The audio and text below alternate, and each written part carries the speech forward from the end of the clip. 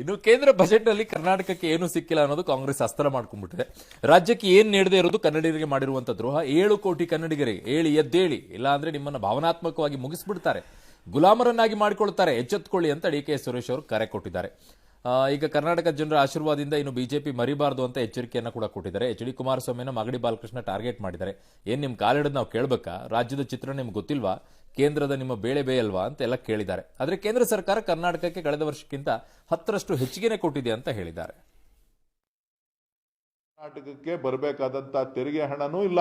ಇದು ಕರ್ನಾಟಕದ ಕನ್ನಡಿಗರಿಗೆ ಮಾಡ್ತಾ ಇರ್ತಕ್ಕಂತ ದ್ರೋಹ.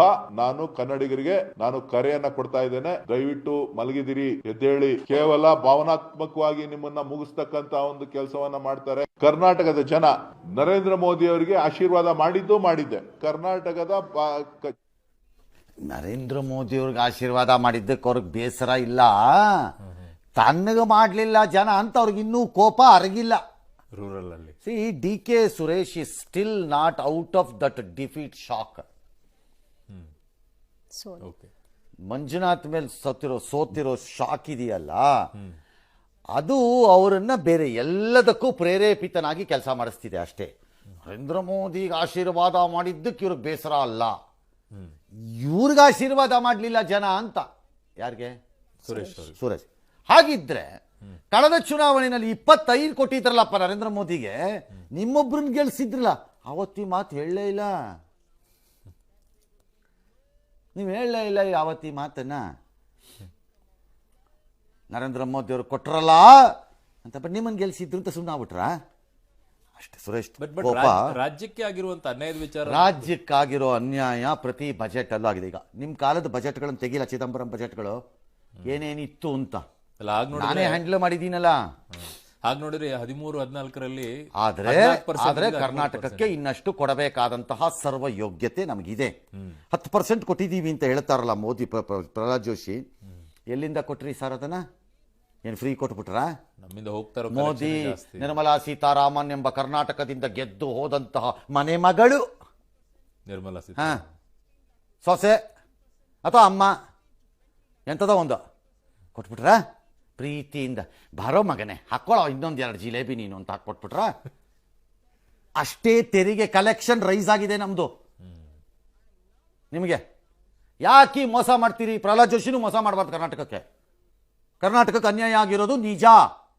ಕರ್ನಾಟಕಕ್ಕೆ ಇರುವಂತಹ ತೆರಿಗೆ ಕೊಡ್ತಾ ಇರೋ ಶಕ್ತಿಗೆ ನೀವು ವಾಪಸ್ ಕೊಡ್ತಿರೋದು ತೃಣ, ಸರಿ ಇಲ್ಲ.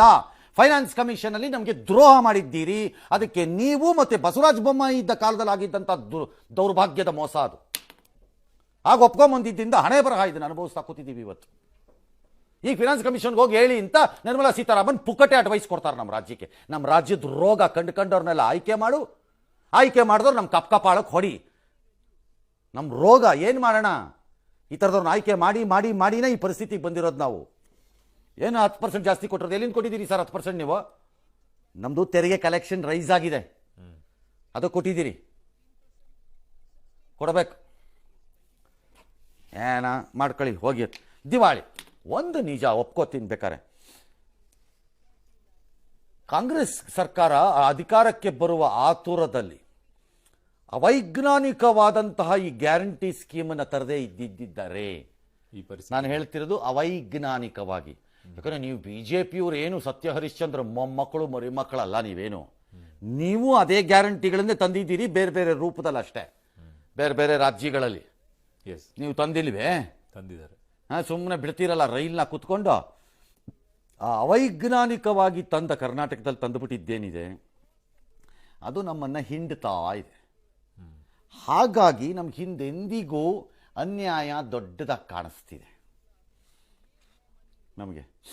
ಇಲ್ಲದೇ ಇದ್ದಿದ್ರೆ ಒಂದಿಷ್ಟು ಮ್ಯಾನೇಜ್ ಮಾಡ್ಬೋದಾಗಿತ್ತು ನಾವಿಲ್ಲಿ ಇರೋದ್ರಲ್ಲೇ. ನಮಗೆ ಅಸಹಾಯಕತೆಗೆ ನಿಧಾನಕ್ಕೆ ಹೋಗ್ತಾ ಇದ್ದೀವಿ ಕರ್ನಾಟಕದಲ್ಲಿ. ಅದರ ಒಂದನ್ನು ಜ್ಞಾಪಕ ಇಟ್ಕೋಬೇಕು ನರೇಂದ್ರ ಮೋದಿ ಸರ್ಕಾರ. ಕರ್ನಾಟಕನೂ ಭಾರತದ ಭಾಗನೇ. ಹೇಗೆ ಎಲ್ಲ ದೇಶ ಎಲ್ಲ ಒಂದು ಅಂತ ಇವತ್ತು ಬಿಟ್ರಲ್ಲ ಲೋಕಸಭೆಯಲ್ಲಿ, ಅದರ ಕರ್ನಾಟಕನೂ ಇದೆ.